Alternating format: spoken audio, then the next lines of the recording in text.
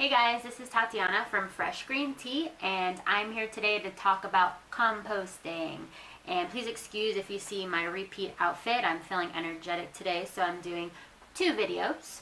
You might not be aware of the major landfill issue here in America, and I recently kind of started learning about this. You might want to know how you can help with small things that you do in your own home as far as composting and recycling goes, so that you don't contribute to this major landfill issue, which is leading to global warming and emitting greenhouse gas emissions and destroying the future of our planet.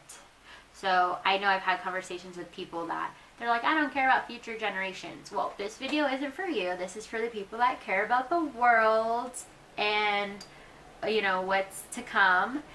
And things I think have gotten better, but the United States is the worst when it comes to waste. So we make up 5% of the world population, yet we produce like 40% of the planet's trash, and we're probably the least conscious when it comes to recycling. Even though like we see it all the time, if you go to some other countries, some more forward-thinking countries, like their public health and their composting, recycling programs are major, and everyone's kind of aware of that, because when you're throwing away, your food waste and you're putting this garbage into these landfills, it's eliminating oxygen, it's producing greenhouse gases, and that's 10 times worse than carbon dioxide, and you're creating global warming, and you're putting toxins in the air that's making you sick. This stuff leaks into our water systems, and then that stuff gets into your soil, which is where our food comes from, and then we're just eating garbage and we're getting sick. You're wondering where all these diseases are coming from and why people have all these allergies, and all of a sudden everyone's always sick, like you can't play in the dirt anymore, you can't drink the water anymore.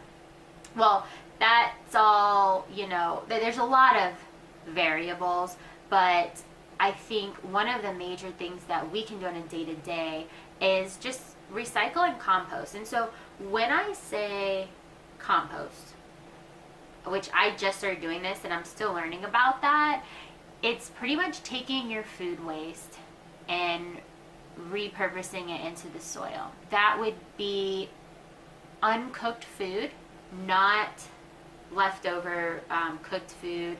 You can use things like eggshells, your vegetable scraps, fresh food that you're not using anymore, maybe like old bananas that went bad, like don't throw it in the garbage can, compost it.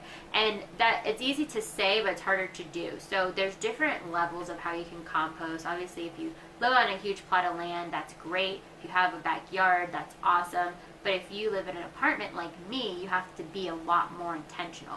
You can take a bin if you are in an apartment, or you can just take like a little dirt pile in your backyard, and you're taking these food scraps and you're throwing them there, and you're putting some dirt on top of it. And also paper shreds or cartons, or like egg cartons, those things can compost down as well, and it just turns into soil. Like, it's really easy sounding. I don't know, I'll break it down in my blog post, but you're repurposing this food, this greenery, this foliage, this paper back into the soil for fresh soil to be repurposed for growing things. And also there's different initiatives in different cities where you can have a bucket where you're like gathering all this stuff, and on a weekly basis they'll come and pick up your bucket and they'll bring it to like a local farm or something to repurpose that stuff, because obviously if you're in an apartment, you're not gonna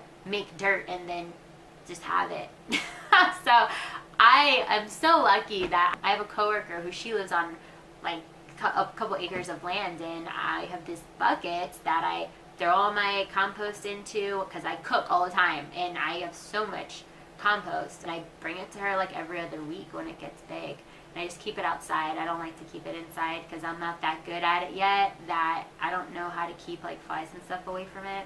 It's kind of gross, but I keep it outside. Another couple things that you can do is just recycle if you have aluminum and glass and plastic and things that you can recycle it. Find out what the recycle days are in your city. Between recycling and composting, you should have very minimal garbage. You should have very little items going to the landfills. And that is one way that you can have a very small or much smaller carbon footprint. To add on to that, there's other ways that you can recycle, like clothes and shoes. You can obviously send your stuff to a thrift store, but if there are things that like are just, no one's gonna ever wear this, it's torn up, it's stained. DSW takes worn out shoes, and H&M, I found out, takes stained, raggedy clothes, and they work with whomever to reuse those materials. This is Tatiana, Fresh Green Tea. I hope that this helps you be a better citizen.